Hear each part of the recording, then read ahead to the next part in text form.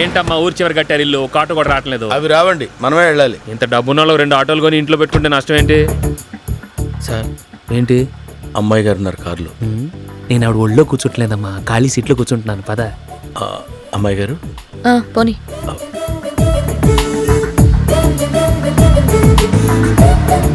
ఎక్కడికి? షాపింగ్కి. ఏం కొనాలి? Personal items. అవే ఏంటని? కట్ డ్రాయర్లో కొనాలి.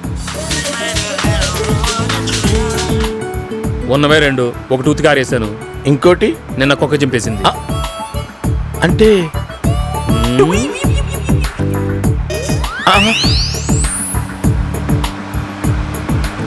బాలు కొంచెం కారు ఆపుతావా?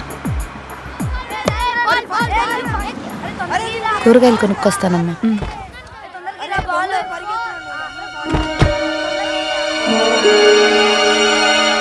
రా వెళ్దాం. అక్కడ కట్ డ్రాయర్లు ఉంటాయా? ఉంటాయండి.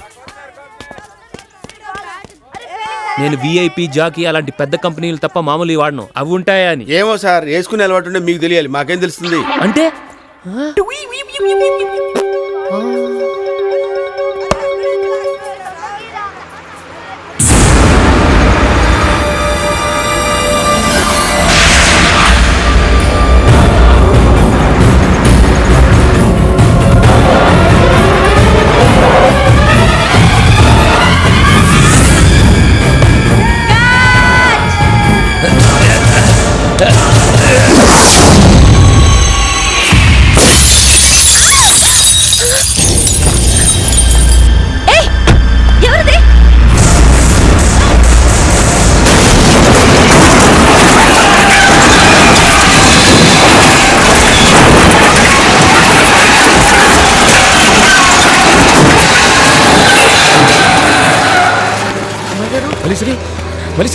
నీకేం కాలేదు.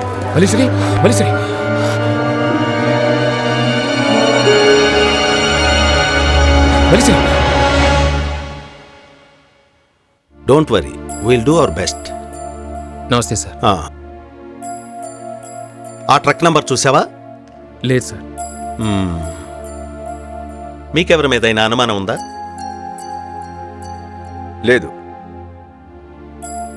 రామ్మోహన్ రావు గారు, జరిగింది యాక్సిడెంట్ కాదని మీకు తెలుసు, నాకు తెలుసు. నా మాట విని ఓసారి ఆ భవానీ శంకర్ గారితో కూర్చుని అన్ని విషయాలు సెటిల్ చేసుకోండి, లేకపోతే ఇది చాలా దూరం వెళ్తుంది. మరి నేను వస్తాను. సరేనండి. పోనీ ఆయన అన్నట్టు మనం ఒకసారి మాట్లాడితే. వాడితో మాట్లాడండి.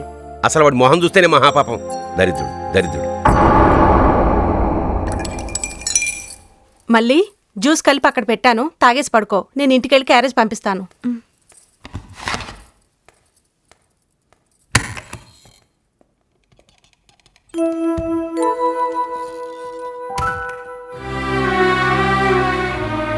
మల్లీశ్వరి, టాబ్లెట్ అక్కడ పెట్టు. డాక్టర్ ఇప్పుడే వేసుకోమన్నారు. కాసేపు ఆగి వేసుకుంటాను. లేట్ అయితే నీరసం వస్తుంది. నన్ను విసిగించుకున్నాను.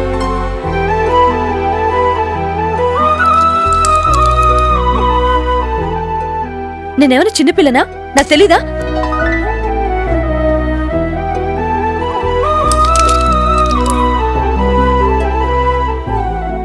తిట్టడానికైనా ఓపిక ఉండాలి కదా.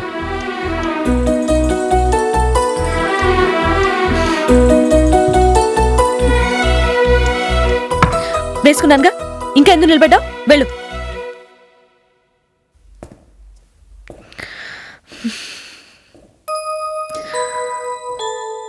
ప్రసాదు, సారీ, ఇందాకేదో కోపంలో. పర్లేదు. ఫ్రెండ్స్?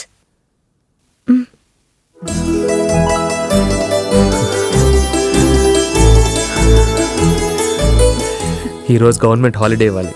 ఏ? ఎప్పుడు నువ్వు తిడితే నేను సారీ చెప్తాను, కానీ ఫస్ట్ టైం నువ్వు తిట్టి నువ్వే సారీ చెప్పావు, అందుకు.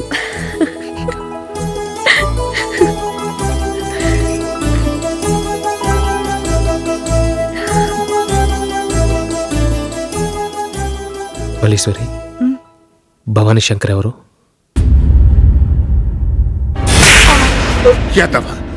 రోజు పేపర్ చూడరా? చిన్న చిన్న ఆటోలు 6 నేర్పుని చంపేస్తున్నారు. ఇంత పెద్ద ట్రక్ వేసుకుని ఒక ఆడపిల్లని చంపలేకపోయావు. అసలు ఎవర్రా నీకు లైసెన్స్ ఇచ్చింది? సార్. డేయ్, సాక్ష్యం లేకుండా మర్డర్ చేసేద్దాం, సిమెంట్ లేకుండా ఇల్లు కట్టేద్దాం, ఇలాంటి ఎదవైడియాలు ఇవ్వకు. మెరుపు లేకుండా వాన, అరుపు లేకుండా చావు రావు. సార్ ఈసారి మల్లీశ్వరిని చంపడం నా హెడేక్, కేసు అవ్వకుండా చూడటం నీ డ్యూటీ. మిగతా విషయాలు ఏళ్ళెట్టకు. పోనీ.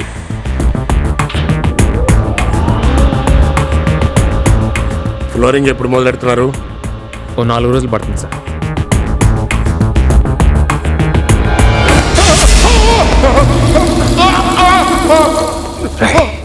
ఈ చొక్కా వదిలేసాను అనుకో, లిఫ్ట్ కంటే స్పీడ్గా కిందకి వెళ్ళిపోతావు.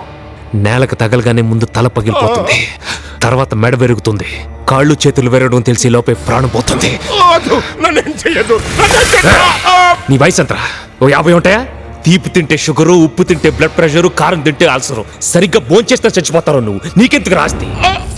నాన్నని చంపితే ఉద్యోగం వస్తుంది, అమ్మని చంపితే బంగారం వస్తుంది, ఆడపిల్లని చంపితే ఆస్తి వస్తుంది. ఇలాంటి నీచమైన ఆలోచనలు మానే. మళ్ళీ సిరి మీద ఇంకోసారి చెయ్యేసావనుకో, నీ శవం చూడటానికి నీ కొడుకు కూడా దడుచుకునేంత భయంకరంగా చంపుతాను. ఈడెవడరా వార్నింగ్ ఇచ్చి వెళ్ళిపోయాడని మళ్ళీ నా మీద ఎంక్వైరీలు మొదలెట్టి టైం వేస్ట్ చేసుకో. నా పేరు వరప్రసాద్, వైజాగ్ ఆంధ్ర బ్యాంక్లో అకౌంటెంట్ని. నాకు ఇంకా పెళ్లి కాలేదు. నీకు తెలిసిన సంబంధాలు ఏమైనా ఉంటే చెప్పు. నాకు క్యాస్ట్ ఫీలింగ్ లేదు.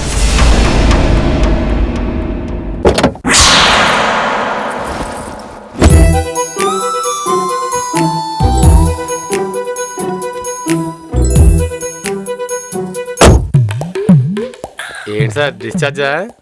నువ్వు ఇన్ఛార్జా? కాదండి. మరెందుకు డిస్టర్బ్ చేస్తావు? Useless fellows. ప్రతివాడు మాట్లాడేవాడే. ఏం మాట్లాడాలో తెలిచావు.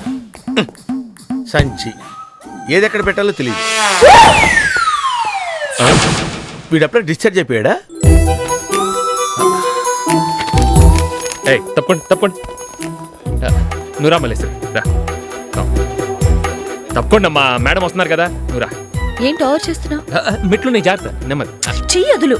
నేనేమన్నా పేషెంట్నా? ఎంత మాట. నేను తెస్తాను, రా కూర్చో.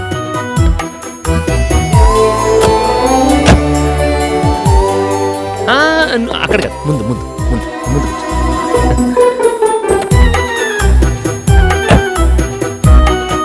పోనీ.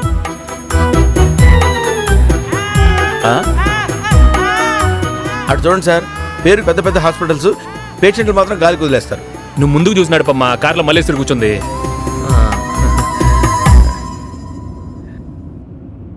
కంఫర్టబుల్గానే ఉందిగా? ఇందాకటి నుంచి తెగ నటిస్తున్నా. ఏంటి విషయం? అబ్బే ఏం లేదు. పర్లేదు చెప్పు. మరి నువ్వు కోపడకూడదు. ఓకే.